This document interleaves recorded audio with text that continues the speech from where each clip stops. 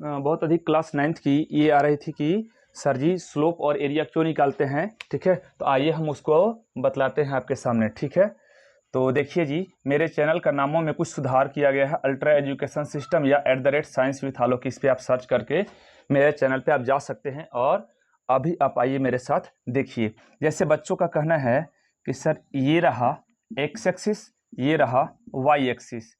अगर ये रहा वीटी ग्राफ, वीटी मतलब वेलोसिटी टाइम ग्राफ अगर है, और ये कोई बॉडी का एक्सेलेरेट करता हुआ बॉडी है, तो इसके नीचे की जो ग्राफ बन रही है इसमें हम दो चीज निकालते हैं भाई। इसमें दो चीज निकालते हैं। पहली चीज निकालते हैं स्लोप, और पहली चीज निकालते हैं स्लोप और दूसरा चीज निकालते हैं एरिया।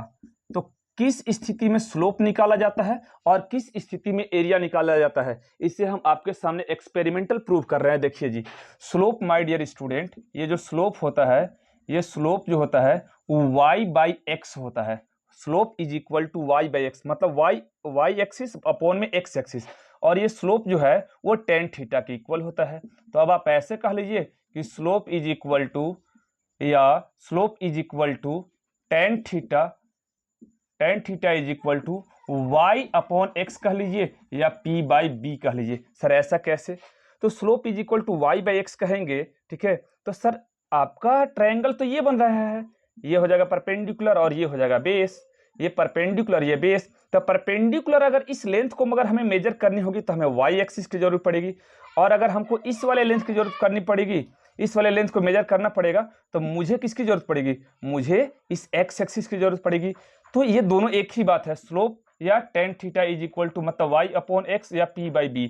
अब अगर आपको सामने हम बात करें तो सर ये p/b है, ठीक है, तो स्लोप अगर हम निकाल रहे हैं तो p/b है, तो p के प्लेस पे क्या लिखेंगे? p के प्लेस पे सर जी, क्योंकि ये साइड और ये साइड आपस में इक्वल होंगे, ठीक है, तो ये हम लिखेंगे v, और b के प्लेस पे क्या लिखेंगे? t। ठीक है, अब आप ही बताइए माय डियर स्टूडेंट कि slope is equal to v/t हो रहा है, तो v मतलब वेलोसिटी, और वेलोसिटी का यूनिट मीटर पर सेकेंड, और टाइम का यूनिट सेकेंड।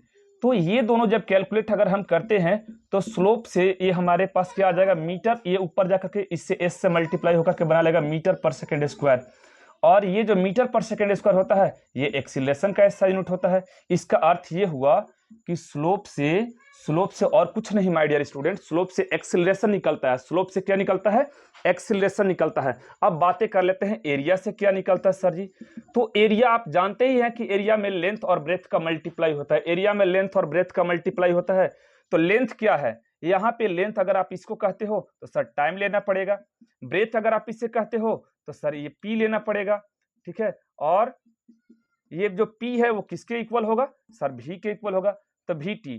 तो टाइम के यूनिट क्या होता है? सेकेंड होता है, और वेलोसिटी का यूनिट क्या होता है? मीटर पर सेकेंड होता है माय डियर स्टूडेंट। तो सेकेंड से सेकेंड कट जाएगा, और एरिया अगर निकालोगे तो एरिया निकालने पर ये जो एरिया आ रहा है ये मीटर दे रहा है, और ये मीटर मतलब कि वस्तु द्वारा तय की गई दूरी को बतला रहा है, वस्तु द्वारा तय की गई दूरी, ठीक है।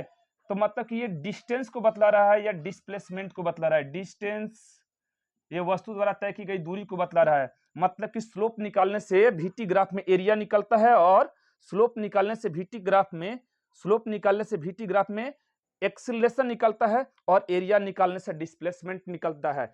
अब मेरा आपको से एक सवाल आज का ये है कि अगर ये भाई साहब ये मान लीजिए कि एक्स एक्सिस है और ये वाई एक्सिस है, ये है आपका डिस्प्लेसमेंट। मालूम होना चाहिए कि डिस्प्लेसमेंट को एस से भी डिनोट किया जाता है। ये रहा डिस्प्लेसमेंट और ये रहा टाइम। तो यहाँ से अगर आप स्लोप निकालते हैं, क्या निकालते हैं? स्लोप।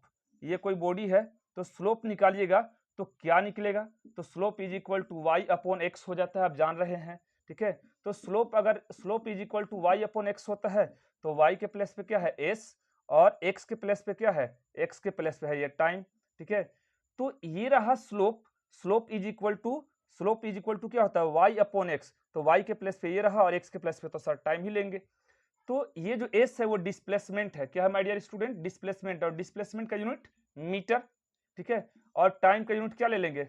सेकेंड। इसका मतलब कि मीटर प्रति सेकेंड। अगर आप स्लोप निकालते हैं डिस्प्लेसमेंट टाइम ग्राफ में, तो आपका क्या निकल रहा है, मीटर पर सेकंड। और ये मीटर पर सेकंड किसका यूनिट होता है, ये मीटर पर सेकंड सर जी वेलोसिटी का क्या निकलता है, वेलोसिटी या आप स्पीड कह सकते हैं, ठीक है। तो ये निकल जाएगा। तो आपको दो बातें समझ में आ गई, ठीक है। अगर आप VT ग्राफ में स्लोप निकालते हैं तो एक्सीलरेशन निकलता है, अगर वही VT ग्राफ में अगर आप एरिया निकालते हैं तो वस्तु द्वारा तय की गई दूरी निकलता है।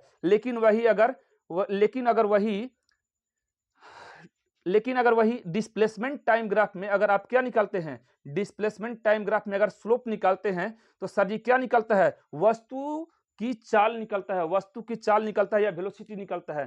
तो अब आज का आपका ये सवाल है कि अगर आप इस वाले ग्राफ में अर्थात कौन सी ग्राफ, डिस्प्लेसमेंट टाइम ग्राफ में एरिया निकालोगे तो क्या आएगा। कमेंट सेक्शन में माय डियर स्टूडेंट आग लगा दो, बोलो कि क्या आएगा, कमेंट सेक्शन में दागना, कमेंट सेक्शन में। Okay, have a nice day to all of you, Jai Hind.